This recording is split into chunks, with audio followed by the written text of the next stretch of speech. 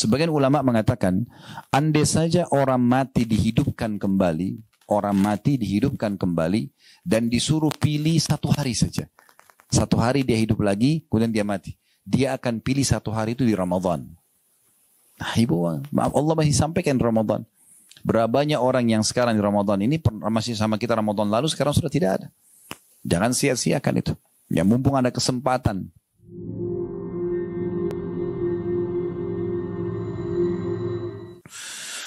Kita kembali dulu Bapak Ibu sekalian ke dasar sekali tujuan kita ada di muka bumi ini. Kalau ingin melihat dan membuka bisa buka surah Az-Zariyat, surah nomor 51 ayat 56. Ini pondasi awal dan dasar sekali. Kalau Bapak Ibu tanya diri sendiri, kenapa saya ada di muka bumi ini? Untuk apa saya ada di sini? Apa tujuannya? Visi misinya, ya. Surah Az-Zariyat, surah nomor 51, ayat 56. Bunyinya saya bacakan. A'udzubillahi minasyaitonirrajim. Wa ma khalaqtul jinna wal insa illa liya'budun. Al-ayah. Kata Allah, aku tidak menciptakan jin dan manusia, seluruhnya. Laki-lakinya, perempuannya, kayahnya, miskinnya, sehatnya, sakitnya. Dari suku manapun, dari belahan muka bumi ini dimanapun, semua aku ciptakan jin dan manusia untuk beribadah kepadaku. Jadi memang ini tujuan dasar kita ada. Jadi kalau ada yang tanya, Ustaz, apakah saya diciptakan di muka bumi ini untuk sholat? Jawabannya iya. Untuk puasa, iya. Untuk zikir, baca Quran, bakti sama orang tua, jenguk orang sakit, berdoa, bersedekah, haji dan umrah, jawabannya iya. Dan tidak ada tujuan lain. Tujuan kita memang itu. Untuk beribadah kepada Allah. Jadi selain daripada ini, tinggal dilihat apakah dia mubah atau haram. Kalau dia mubah seperti makan, minum, tidur, ya, mandi, maka boleh saja melengkapkan tujuan kita hidup. Tapi kalau haram, maka nggak boleh sama sekali. Jadi memang tujuan kita hidup bukan untuk minum khamr misalnya, mengganggu orang, gunjing, fitnah, memukul, mencuri, membunuh. Itu memang bukan tujuan kita. Orang kalau menjalankan agama ini, Bapak Ibu sekalian, pastikan dia akan menjadi orang yang sangat baik. Karena agama ini isinya semua kebaikan ya. Disuruh jujur, amanah, tanggung jawab, bakti sama orang tua, jenguk orang sakit, membantu orang susah, semuanya baik-baik. Yang buruk-buruk, bohong, membunuh, mengganggu orang, segala macam dilarang. Jadi orang kalau mengikuti tujuan hidup dia fahami, oh ternyata saya ada di muka bumi ini untuk mengabdi kepada Tuhan yang satu Allah. Dan isi daripada pengabdian itu, ibadah itu semuanya kebaikan. Dan yang dilarang semuanya keburukan, maka akan sempurna hidupnya. Akan bahagia. Orang-orang beriman, Bapak Ibu sekalian, itu hidupnya senang sekali. Karena agama ini bukan siksaan bagi mereka. Tapi agama ini adalah sebuah panduan hidup. Kalau bahasa saya supaya mudah difahami, agama ini seperti bodyguard kita. Jadi Bapak Ibu mau makan, mau minum, mau bergaul, mau bekerja, agama akan bilang, ini boleh, ini nggak boleh. Jadi agama itu manfaatnya besar sekali. Orang kalau tidak punya agama tidak terarah. Dia nggak tahu mana yang boleh, mana yang tidak boleh. Sebagaimana juga agama memandu kita kepada satu Tuhan saja. Apapun yang Bapak Ibu bisa lihat di langit sana, misalnya pergantian siang malam, turunnya hujan, burung-burung yang berterbangan, bintang-bintang yang jumlahnya miliaran, tidak terhitung lagi dan jaraknya sekian jauh dari bumi kita ini, yang tidak terjangkau oleh mata kita, mungkin ada ciptaan Allah di sana kita belum tahu. Di bumi juga yang terjangkau oleh mata kita, manusia dengan berbagai macam paras wajah, warna kulit, postur tubuh, suku dan bahasa. Kemudian hewan-hewan dari semut yang kecil sampai gajah yang besar. Dengan tentu ciri khasnya masing-masing hewan tersebut. Sistem pencernaannya, sistem pertahanan tubuhnya, dan populasinya segala macam. Yang unik-unik gitu kan.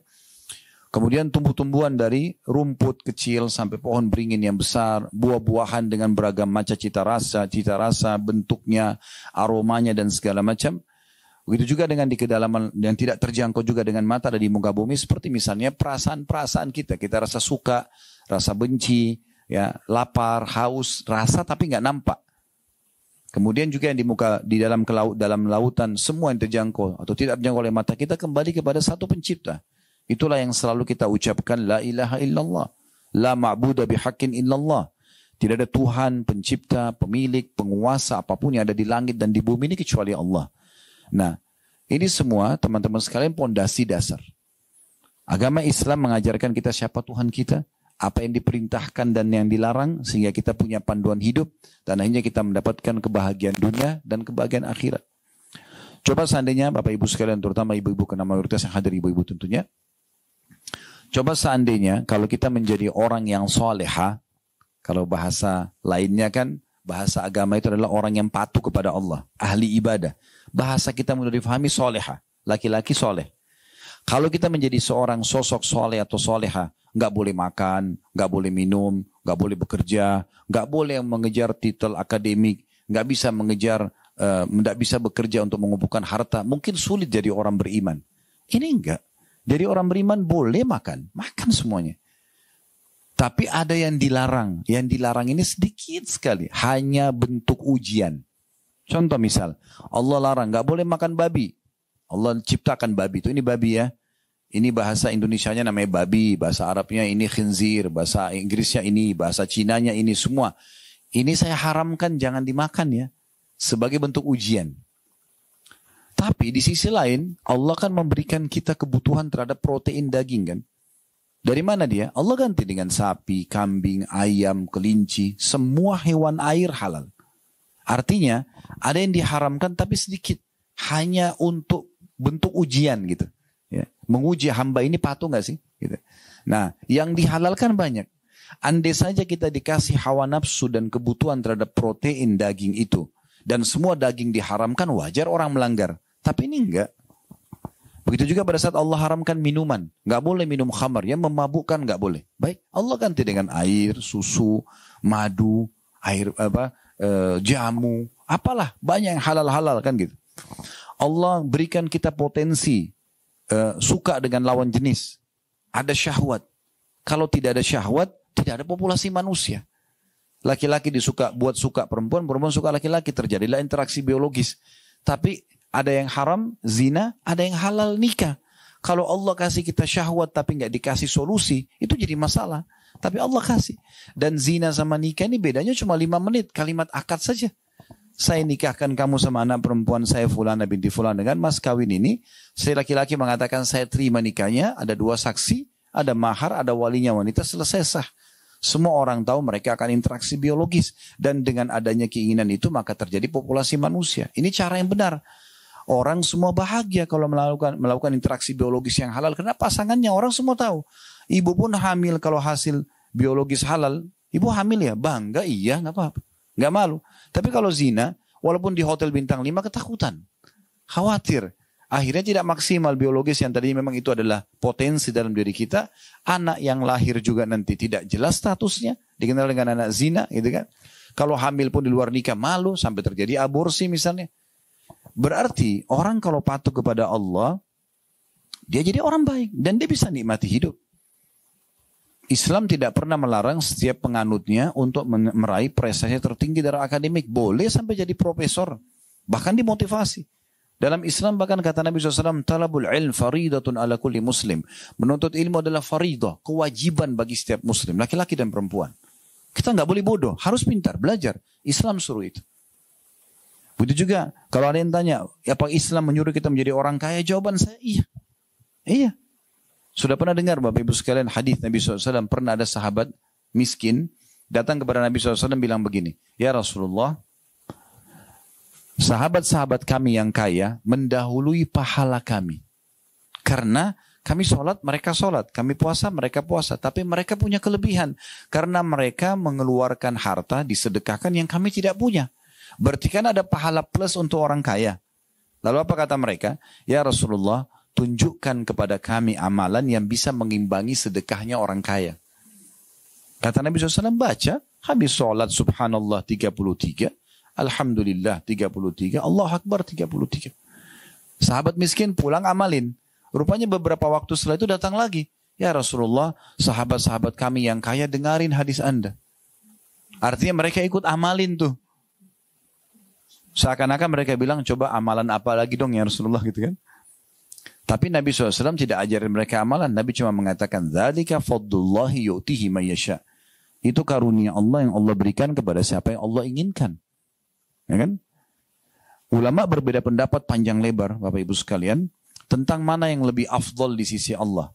Orang kaya yang bersyukur, punya kaya raya, harta melimpah, dan selalu bersedekah, berterima kasih sama Allah. Atau orang miskin yang banyak musibah dan cobaan, tapi bersabar. Mana lebih afdal? Ini syukur pahala, ini sabar pahala. Terakhir kesimpulannya, ulama mengatakan cenderung orang kaya bersyukur lebih afdal.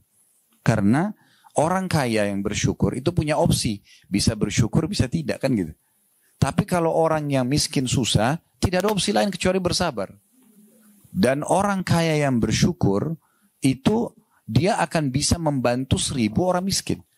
Orang miskin tidak bisa bantu orang kaya. Ya, kecuali mungkin dia jadi jual jasanya itu pun dibayar. Tapi orang kaya tidak bisa diberikan apa-apa oleh orang miskin. Kan gitu. Ini bukan sedang membandingkan ya. Tapi kita sedang membahas bagaimana mulianya agama ini selalu menyuruh penganutnya berprestasi. Tapi yang penting kita tahu semua itu diselimuti dengan 5 huruf halal. Dan menjauhi 5 huruf yang lain haram. Selama halal nikmati. Nggak ada larangan. Boleh nggak saya punya rumah besar, tas saya bermerek, mobil saya bagus. Kenapa tidak? Nabi SAW punya unta terbaik, punya kuda terbaik. Nabi berpoligami, punya istri, masing-masing punya rumah. Masing-masing rumah punya pembantu. Nabi SAW punya beberapa jenis pedang. Beliau punya beberapa orang pelayan khusus diri Nabi sendiri. Ada yang siapin sendalnya Nabi, ada yang siapin siwaknya Nabi. Nabi sendiri punya beberapa orang pembantu. Gak dilarang dalam Islam. Ya, kan? Boleh menikmati. Yang penting jangan mubadzir. Jangan berlebihan. Jangan sampai membuat kita sombong. Anggap remeh orang lain. Gak boleh. Kita boleh nikmati sebagai nikmat Allah subhanahu wa ta'ala. Ya. Ini penting. Dan tidak boleh kita anggap remeh. Garis bawah itu Bapak Ibu sekalian. Bahasa Arabnya syamata. Apa itu syamata?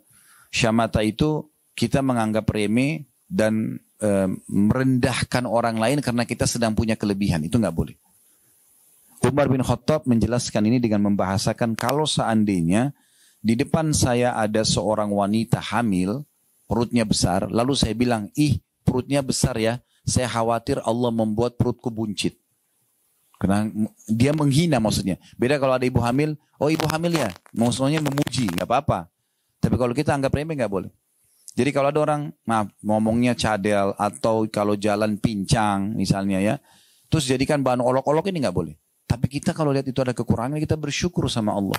Kata Nabi SAW, siapa yang melihat kekurangan pada diri seseorang yang tidak ada pada dirinya, dia mengucapkan, Alhamdulillahilladzi afani mimma btala bihi.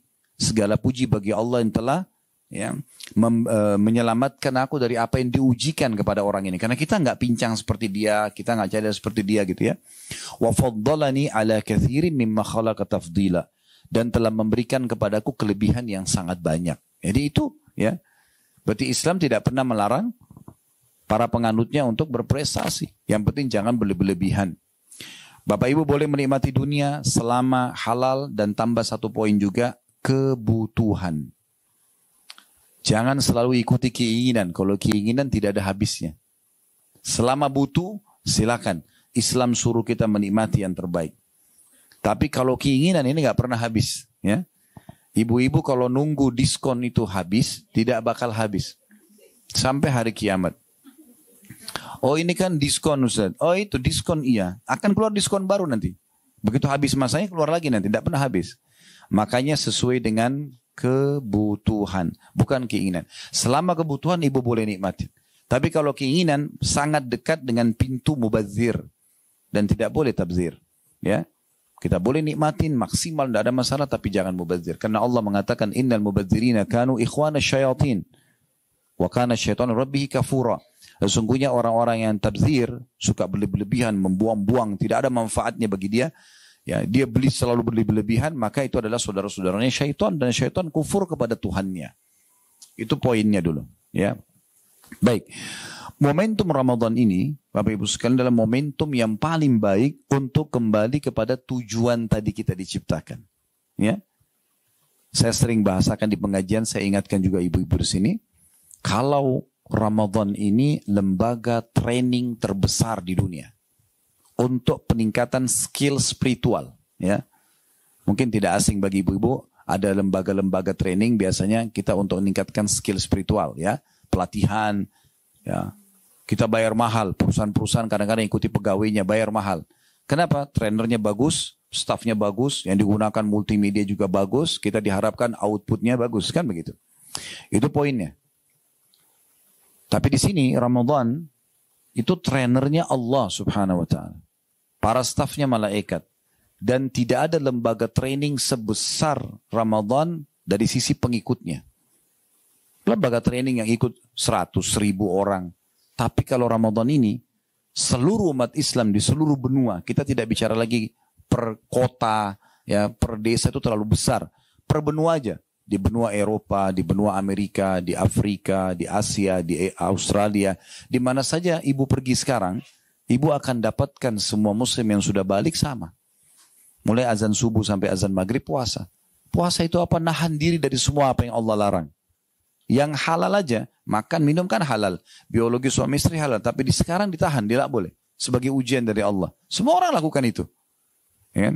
Semua orang sibuk. Yang mungkin tadinya tidak mengenal Al-Quran, mulai baca Al-Quran. Yang mungkin tidak hadir di pengajian, mulai ikut pengajian. Yang mungkin jarang berdoa, sekarang berdoa. Yang mungkin jarang bersedekah, sekarang kejar karena ingin buka puasain orang misalnya. Yang mungkin belum pernah umroh, mungkin mau mengejar pahala umroh Ramadan karena pahalanya sama dengan haji bersama Nabi. Dan sekian banyak gitu yang kita lakukan. Dan luar biasanya Ramadan ini, kembali kepada tujuan kita, semua pelanggaran agama umumnya ditinggalkan. Orang kalau mau buat dosa, puasa loh. Kita ingatkan diri kita atau teman-teman di sebelah kita ingatkan. Bahkan umat muslim dan muslimah sendiri yang mungkin selain Ramadan tidak pernah ingatkan pelanggaran agama yang terjadi pada saudaranya, saat ini dia ingatkan. Bahkan mungkin dia merasa sayangnya kenapa orang itu nggak puasa, sayangnya kenapa orang itu begini dan begitu. Itu Ramadan. Ini lembaga training yang luar biasa, gratis. Ya. Makanya Nabi SAW setiap tiba Ramadan, ya, Bapak Ibu sekalian, menyebutkan hadis beliau yang masyhur, Atakum syahrul Ramadan, syahrun mubarak. Telah datang kepada kalian bulan Ramadan, bulan yang penuh dengan keberkahan. Makna berkah cukup. Sedikit kita buka puasa sebentar, baru berapa butir kurma, mungkin beberapa potong kue, segelas air, segelas sirup misalnya, atau teh hangat, sudah cukup rasanya. Ya. Sahur juga begitu. Asal orang tidak niat balas dendam, mabuk. Ini karena saya puasa dari subuh sampai maghrib, sebentar saya harus makan 3 piring, ya susah. Jadi trainingnya nggak bermanfaat bagi dia. Ya. Tapi kalau orang ikuti benar-benar sunnah Nabi SAW, kata Nabi apa? Sebaik-baik makanan seorang muslim pada saat buka puasa, riwayat lain, pada saat sahur adalah kurma. Kok kurma? Kenapa Nabi tidak bilang daging unta kah, daging sapi kah? Ya, Nabi bilang kurma. Saya ikutin cuplikan seorang dokter di Mesir. Tapi sayangnya dalam bahasa Arab ya. Saya juga belum menemukan ada terjemahan teksnya. Dokter ini dokter spesialis dan di Mesir, dan beliau sekarang di channelnya cukup banyak, jutaan juga followernya. Namanya Dr. Abdul Daim. Salah satu survei beliau, Dr. Abdul Daim ini mengadakan survei tentang hadis Nabi SAW, kenapa Nabi suruh makan kurma setiap pagi 7 butir. Walaupun kurma ajwa ya. Kan kata Nabi SAW, siapa yang makan kurma ajwa Madinah 7 butir di pagi hari, maka dia akan selamat dari semua jenis racun dan sihir. Ya. Makanya waktu corona kemarin kami buat materi khusus corona dan solusinya. Di antaranya kami bahas tentang pentingnya setiap orang konsumsi kurma, gitu kan. Dan Syekh bin Baz rahimahullah, seorang ulama Saudi, mengatakan kalau yang tidak bisa dapat kurma ajwa Madinah, dia boleh konsumsi kurma apa saja. Nah, tapi Dr. Abdul Daim mengadakan penelitian internasional ya dari beberapa kampus-kampus di Eropa yang mengadakan penelitian tentang buah kurma, ya. Karena bagi mereka unik kurma ini, buah yang paling panjang umurnya, jarang rusak, gitu kan. Maka mereka adakan penelitian, ternyata kurma itu, 1 butir kurma kalau Bapak Ibu konsumsi, sudah memenuhi 7% dari kebutuhan kalori tubuh kita. Jadi kalau kita makan 7 butir, berarti sudah 49%. Tinggal kita isi setengahnya lagi sudah cukup untuk kita hidup seharian. Makanya luar biasa, Ramadan mengajarkan juga itu, buka puasa dengan kurma, ya. Kemudian sahur juga dengan, bukan tidak boleh makan yang lainnya, boleh. Tapi ini menandakan bagaimana ya kita dianjurkan untuk ya Ramadan ini menjadi bulan yang luar biasa untuk pelatihan kita. Baik, saya akan coba lanjutkan dulu hadisnya. Kata Nabi SAW, bulan yang penuh dengan berkah, iftarallahu alaikum siyamah. Allah memerintahkan kalian untuk mengerjakan puasa di dalamnya. Ya. Dan sekarang mungkin tidak asing, di masa kita sekarang lagi booming tentang masalah terapi kesehatan, diet dengan sekian jam puasa, ya, sekian belas jam puasa. Kita sebenarnya tidak butuh itu, karena kita memang sudah dilatih setiap bulan Ramadan. Oleh karena itu nanti kalau selepas Idul Fitri, ibu-ibu saya sarankan ucapkan Alhamdulillah tepat pada tempatnya, ya.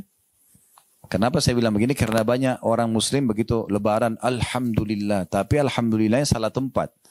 Alhamdulillah tanda kutip lepas dari penjara ibadah. Alhamdulillah tidak lagi puasa. Alhamdulillah tidak lagi sholat. Alhamdulillah tidak lagi zikir. Tidak perlu lagi begini dan begitu. Bahkan Alhamdulillah sudah bisa buat dosa. Iya kan? Berhenti pacaran di Ramadan. Setelah Ramadan buat dosa kembali. Tidak apa-apa. Kan aneh itu. Berarti 1 bulan dia latihan ini sayang benar. Coba Bu bayangkan ya. Sayang nggak kira-kira? Kita 1 bulan ini, kalau kita 30 hari, tiap hari puasa. Setelah itu ibu nggak pernah puasa. Kan eman benar ya. Perut kita sudah terbiasa, tenggorokan sudah terbiasa.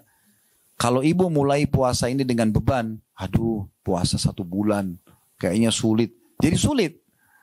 Tapi kalau kita nikmati aja, walaupun kita tidak sahur, cuma sempat minum segelas air, bisa kok. Niat. Innamal a'malu binniyat. Niat itu sugesti.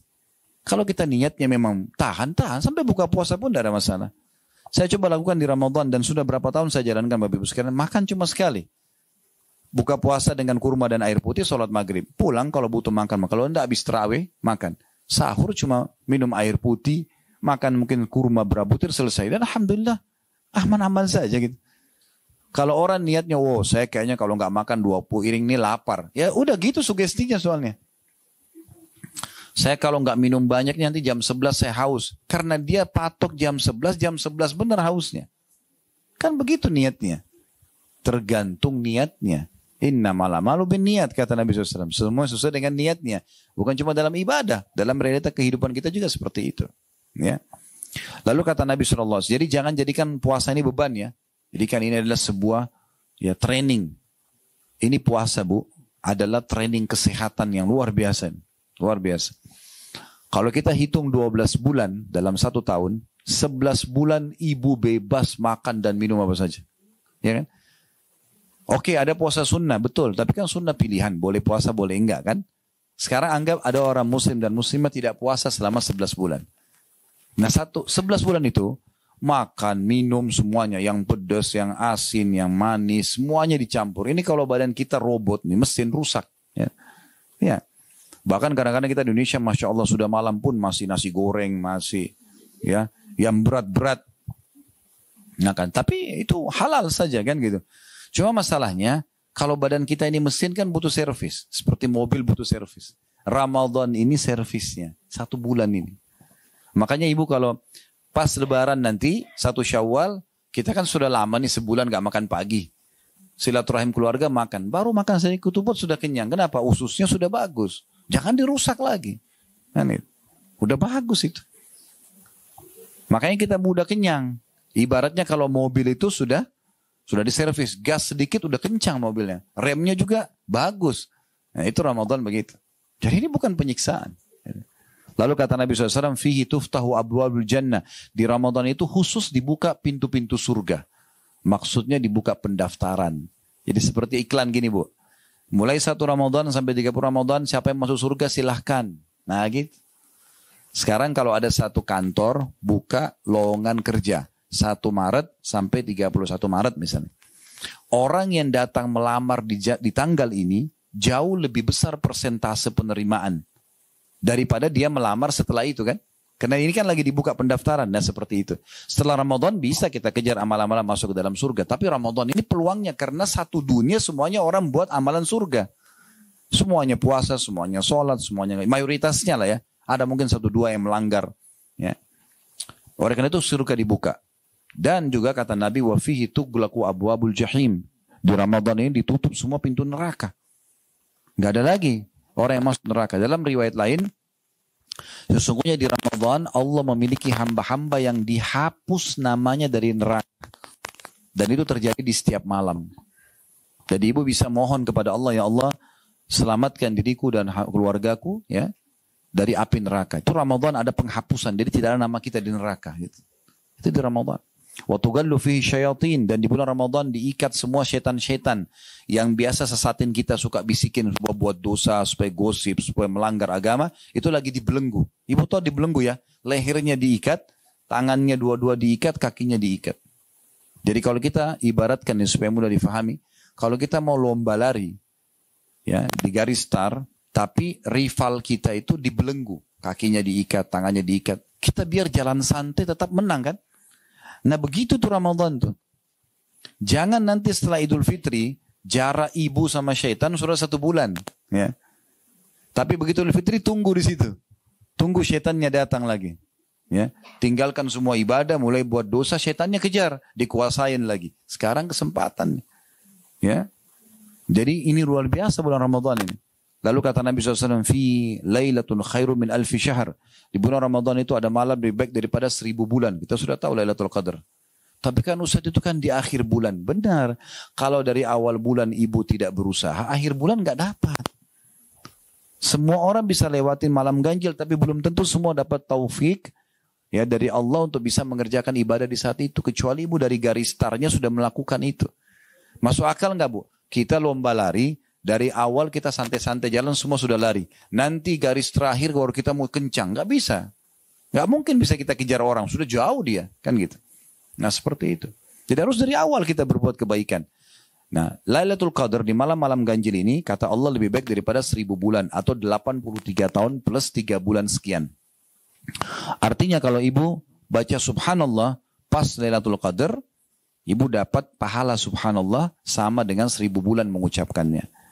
Atau 83 tahun plus 3 bulan sekian. Ibu sedekah sama, ibu sholat sama, semuanya sama. Maka ini pelipat gandaan pahala yang luar biasa. Ingat, dapat Lailatul Qadar justru orang yang paling ikhlas dan memulai dari garis start awal. Sama dengan ibu kalau fahami hadis, siapa yang akhir kalimatnya la ilaha illallah masuk surga. Kalau ada orang bilang, udahlah kalau gitu nanti kalau saya sudah mau mati, baru saya bilang la ilaha illallah. Iya kalau keburu. Ya. Kata ulama, orang yang Allah kasih ucapkan akhirnya la ilaha illallah ini orang yang dari awal hidupnya sudah ngejar itu. Dia udah berusaha. Itu Allah kasih pada saat mau mati. Kalau enggak dikasih. Orang enak benar setelah ucapkan itu langsung masuk surga. Nah ini berarti orang yang betul-betul memahami dan mengamalkan kalimat itu. Gitu. Lalu kata Nabi SAW, ini yang jadi saksi bahasan kita di akhir hadis, man haruma khairaha fakat harum. Siapa yang terharamkan dari kebaikan-kebaikan Ramadan, maka dia telah terharamkan dari semua kebaikan. Orang kalau tidak berubah menjadi lebih baik di Ramadan, maka tidak akan pernah berubah selamanya. Kan gitu. Ada saatnya, Bapak Ibu sekalian, kita lewati hidup-hidup kita mungkin dengan pelanggaran agama, lalu kita taubat. Ada saatnya kita taubat, harus kita kembali. Dan menjadi orang yang lebih baik dari sebelumnya. Sampai kapan kita mau lalai, gitu kan? Ibu kalau sudah benar pernah dengar, alhamdulillah. Kalau belum pernah dengar, perlu ibu tahu ini hadisnya. Pernah di zaman Nabi Muhammad SAW, Bu, ada 3 orang masuk Islam dari salah satu suku Arab. Kebetulan 3-tiganya tinggal di rumahnya Talha bin Ubaidillah radhiyallahu anhu, sahabat Nabi yang masuk surga ini. Lalu Talha ini menceritakan 3 orang ini setelah masuk Islam berjalan waktu, orang yang pertama ikut perang. Jihad, mati syahid. Sebulan kemudian atau sepekan kemudian, beberapa waktu kemudian, tepatnya beberapa waktu setelah itu, terjadi lagi panggilan jihad, orang yang kedua ikut, mati syahid juga. Berjalan waktu lagi, ternyata orang yang ketiga mati, tapi bukan mati di medan perang, mati biasa di ranjang, datang ajalnya meninggal. Tapi uniknya Talha bin Ubaidillah mimpi, ya ini dalam hadis sahih mimpi, Allah perlihatkan dia, orang yang paling depan di surga, yang paling bagus fasilitasnya justru orang yang mati terakhir. Lalu di belakangnya orang yang mati yang kedua, lalu orang yang mati syahid pertama itu yang paling belakang. Dia bingung, kok bisa? Dalam pikirannya Talha ini, harusnya orang yang mati syahid pertama yang paling tinggi derajatnya. Karena lebih dulu meninggal di jalan Allah gitu. Maka dia kena penasaran, subuh-subuh habis sholat, tanya kepada Nabi, ya Rasulullah, ini gimana ceritanya? Saya mimpi begini nih. Kata Nabi SAW, kenapa kau hairan, hai Talha? Bagaimana kau bisa melalaikan sholatnya orang yang mati terakhir, yang selisih berapa hari itu dengan orang yang mati lebih dulu? Artinya, ibu kalau umur misalnya 60 tahun, 70 tahun, ada orang yang sama dengan ibu umur 70 tahun, tapi dia sudah meninggal seminggu yang lalu, ibu masih Allah kasih umur, ibu masih punya kesempatan mengalahkan derajat dia di surga karena berapa hari itu. Jadi jangan sia-siakan kesempatan itu. Sebenarnya, karena penyesalan selalu ada terakhir. Pernah Nabi Muhammad SAW, Bu, lewat di satu kuburan, beberapa kuburan, tapi beliau berhenti di dekat satu kuburan. Lalu memberhentikan, lalu sahabat semua pada berhenti. Lalu Nabi SAW tunjuk kuburan itu sambil berkata, demi zat yang jiwaku dalam genggaman, maksudnya demi Allah, sungguh pemilik kuburan ini ya, lebih mencintai 2 rakaat yang sempat kalian lakukan, sunnah pun ya, 2 rakaat daripada dunia dan seluruh isinya. Apa maksudnya? Kalau orang mati ini sekarang dihidupkan, lalu disuruh pilih, mana yang kau pilih? Apakah ke restoran favorit? Apakah kumpul keluarga? Apakah bisnis, meeting misalnya? Apakah ini dan itu? Atau sholat 2 rakaat? Dia akan pilih sholat 2 rakaat. Karena dia sudah tahu yang dia perlukan itu. Jadi kalau Allah masih kasih kesempatan, jangan sia-siakan. Sebagian ulama mengatakan, andai saja orang mati dihidupkan kembali, dan disuruh pilih 1 hari saja. 1 hari dia hidup lagi, kemudian dia mati. Dia akan pilih 1 hari itu di Ramadan. Nah, ibu, maaf, Allah masih sampaikan Ramadan. Berapa banyak orang yang sekarang di Ramadan ini masih sama kita Ramadan lalu, sekarang sudah tidak ada. Jangan sia-siakan itu. Ya mumpung ada kesempatan.